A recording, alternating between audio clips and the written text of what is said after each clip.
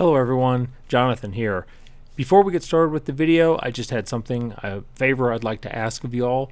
When I started these news features with the channel, I thought I would do just a real quick coverage of what happened that week. I tried to call it 7 days of gaming news in less than 7 minutes, and it feels like I'm rushing myself. I'm not getting to cover everything in its entirety, and I also feel like end up speaking way too fast.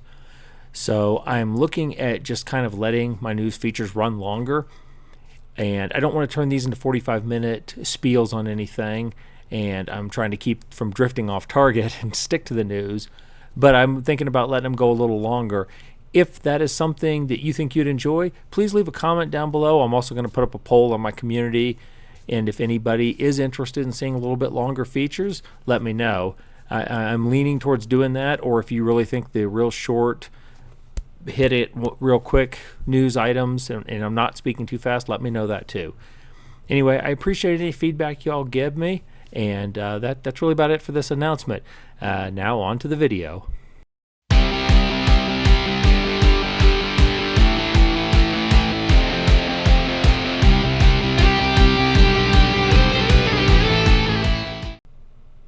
Hello everyone, welcome back to the channel. As always, I am Jonathan, your host here at QuickBird Gaming. Thanks so much for tuning in for another video. I really appreciate that. So in today's episode of QuickBird News, where we cover 7 days of gaming news, I'm going to be covering events from Sunday, 26 January to Saturday, 1 February. And I'm going to run a little long this time, so it'll be longer than 7 minutes. But anyway, without further ado, let's get into it. First up is this article from IGN. It was published on Thursday, 30 January, and it reads, Dragon Age developers reveal they've been laid off after Bioware puts full focus on Mass Effect. The studio says it has the right number of people in the right roles for Mass Effects at this current time. Now, what happened is in midweek, say around Wednesday, Bioware reported they had moved developers from the Dragon Age project to other studios and other projects internally, as EA was leaning on them for Mass Effect 5. However, as it started to emerge on Thursday and then later on Friday, a number of developers and writers confirmed that they had been let go. They started posting on social media looking for new employment opportunities, mostly on Blue Sky.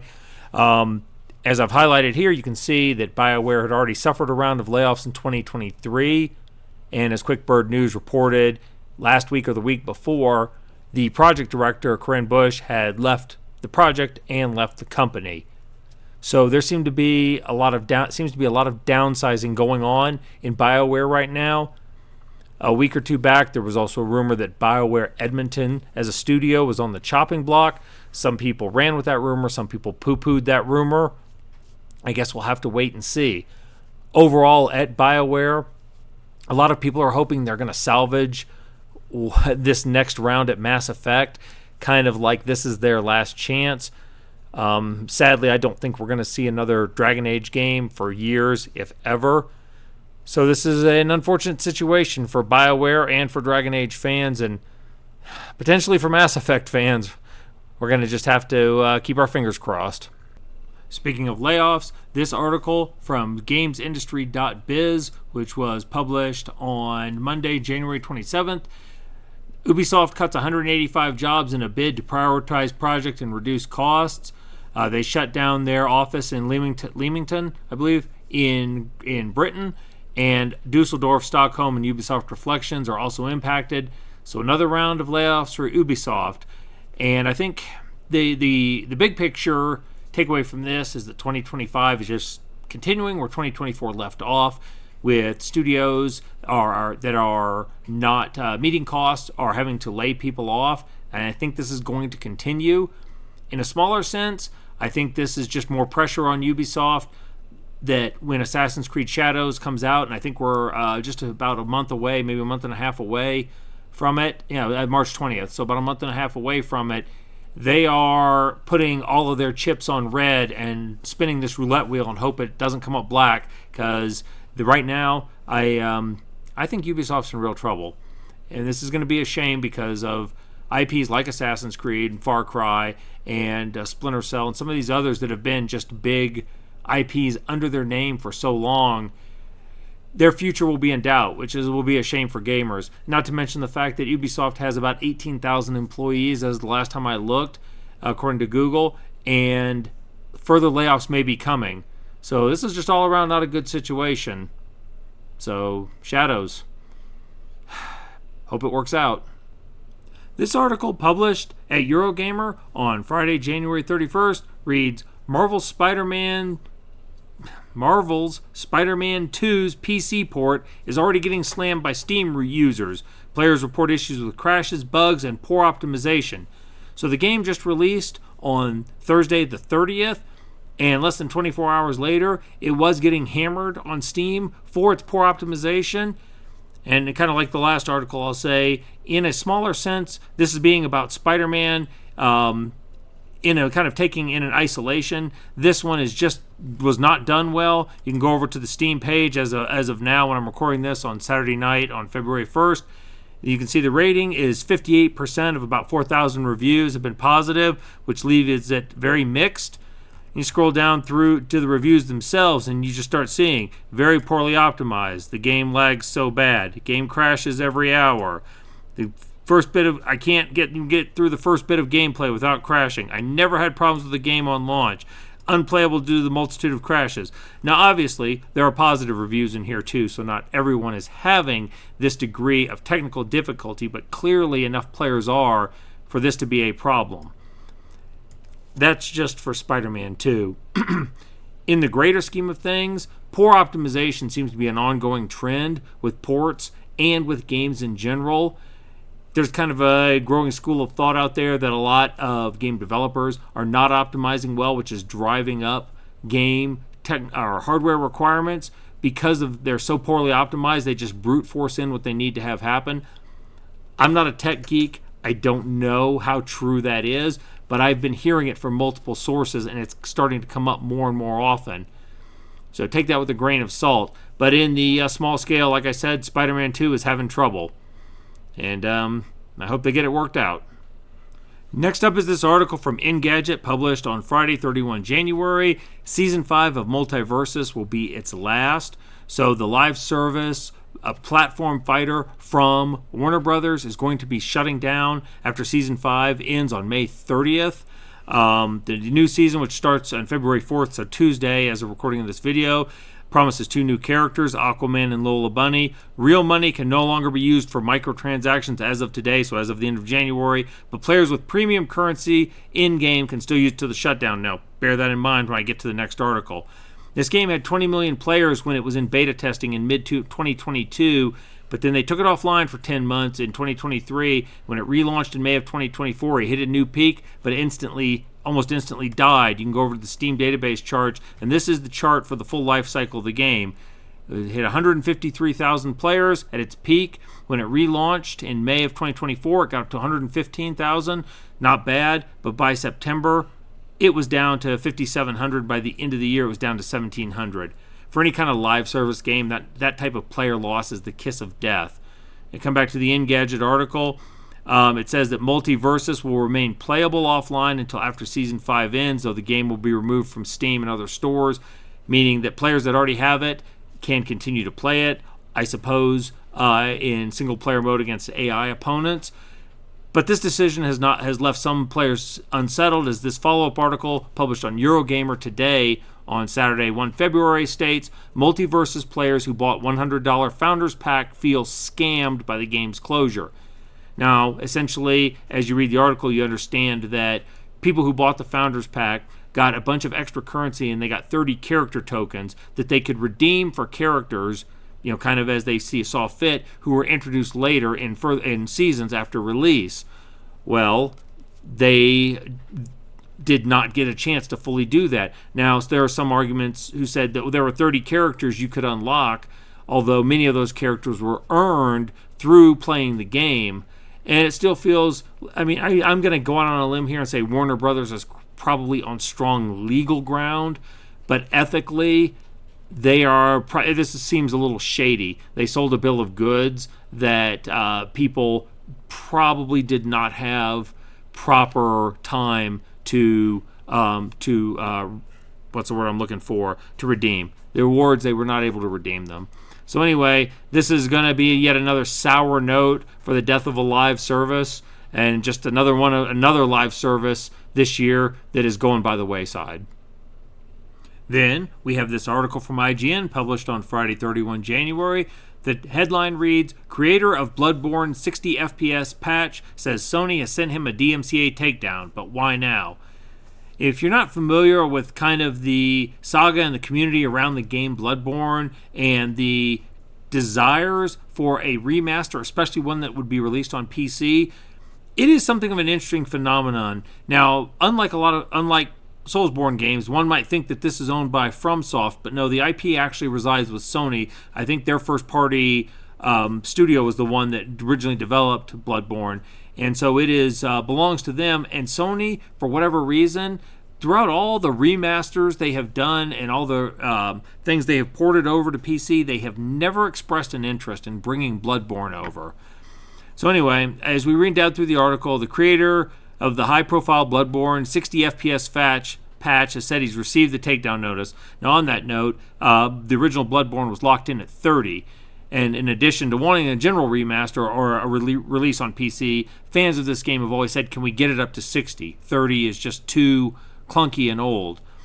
So basically, he pointed to Lance McDonald, the creator of this, pointed to one of his YouTube videos, which he released in 2021, and said that he had recounted a meeting with the former PlayStation executive Shuhei Yoshida, in which he mentioned he made it. The guy said he laughed hard. Now, what might have precipitated this is right here, where they say, recently, fan managed to get PS4 emulators to deliver something akin to a remaster on PC. The tech experts at Digital Foundry released a video covering, quote, a breakthrough in PS4 emulation, which means Bloodborne is now fully playable start to finish in 60 FPS. And some people are wondering if this is what triggered Sony to take action against the original patch. You know, my personal feelings on this are, I am, as an author, I fully understand and support intellectual property and the people retaining their rights to it to do things with it. I think that, Sony has the right to do with Bloodborne whatever they want because they own it. At the same time, it is unrealistic to expect people who have a love for this franchise not to work on it. And they're going to. And if they want, they're going to try and get it on PC however they can, just like these folks have done. They're going to mod it. They're going to make it happen. And, if you're Sony, you can live in denial and you can fight it, or you can embrace it. Or you can get off your fat asses and remaster it and re-release it yourself and make some money off of it. Why they haven't done this, there are rumors out there, but I really couldn't tell you. So, anyway, the takedown order was issued, and we'll just stay tuned to see what happens in the Bloodborne saga next. Then we have this article over at Dual Shockers, which was published on Friday, 31 January.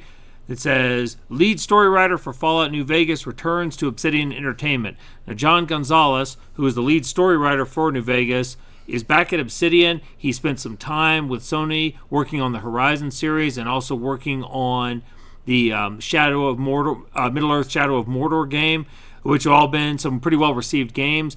And between him and Josh Sawyer, they really turned New Vegas into what a lot of people believe is the best Fallout game ever. And so he is now back with the company as creative director, which is a good sign. Hopefully that means good things for Obsidian's future. He does tease in the article. The description of his new role includes a funny jab. Back to Obsidian for exciting times. No, it's not Fallout New Vegas 2, which frankly, that's what I was hoping for when I saw this, that's where it was going, but not to be. Anyway, so just good news for Obsidian, good news for fans of their games. And in the Back from the Dead category is this article from Eurogamer from Friday, 31 January. It reads, Marvel star randomly reveals plan to revive Sleeping Dogs movie project and wants a sequel game. Now, I reported a couple weeks ago that Donnie Yen had given up on getting a Sleeping Dogs game or movie rolling. He'd been trying for years and hadn't gotten anywhere. Now it seems that I'm going to mispronounce his name, Simu Liu, The star of Marvel's Shang-Chi had kind of out of the blue revealed that he is working on it in this series of tweets down here, where one player says, Sleeping Dogs was so ahead of its time it hardly aged. And if you haven't played Sleeping Dogs, I really recommend it, especially if you're a fan of Like a Dragon or a GTA type of, any of those types of games. I think you'd really enjoy it. It's got a very compelling story and it's a lot of fun. Somebody responded to this person and said, I absolutely want Sleeping Dogs too. If a Sleeping Dogs movie is happening, hopefully that will generate enough interest to warrant a sequel. Et Simu Liu, are you Wei? Wei Shen, the protagonist of the game. If so, please work your magic. To which Liu responds, working with the right holders to bring Sleeping Dogs to the big screen. Who knew? So, a movie that might have we thought was going by the wayside might be getting resurrected. And finally, in a story we will file under David vs. Goliath, we have this article from Nintendo Life, which was published on Wednesday, January 29th, which reads, Local supermarket wins trademark battle against Nintendo. Essentially, what happened was there's a small grocery store in Costa Rica, which goes by the name of Super Mario, literally Mario's supermarket. And they had gone back to try to... they were located in the city of San Ramon, and the store does not make any reference to the video game series other than the name. When Mario's son, of the store's name, attempted to renew the supermarket's registered trademark, Nintendo tried to stop them. And here's the bullet that matters. Costa Rica's trademark authority, the National Register, ended up siding with the supermarket, as although Nintendo has trademarked Super Mario under various categories, supermarkets and the sale of groceries is not referenced. And to me, this is pretty ridiculous that Nintendo's trying to throw its weight around against a small business in a small town in a Spanish-speaking country where Super Mario does not literally mean Super Mario the game. And I'm glad that the store stood up to them, and I'm glad their government sided with them. So, again, like I said earlier in this video, I understand protecting your IP, but you can go too far too. And there you have it, folks. 7 days of gaming news. I hope you picked out some informative tidbits out of this broadcast. Let me know either down below or go to my community and hit the poll if you like this longer format versus what I was doing before, where I was keeping everything very truncated. If you enjoy the content on this channel, please consider subscribing. I love comments. If you have a comment, even if you don't subscribe, good or bad, I'd love to hear it. Hit the thumbs up button if you did like it. All these things help me with the algorithm, so I'd appreciate all that feedback. In the meantime, I'm going to get back to work. Got lots more videos to make. Thanks for tuning into this episode of Quick Bird News. You all go out there and live your best lives, and you all stay gaming.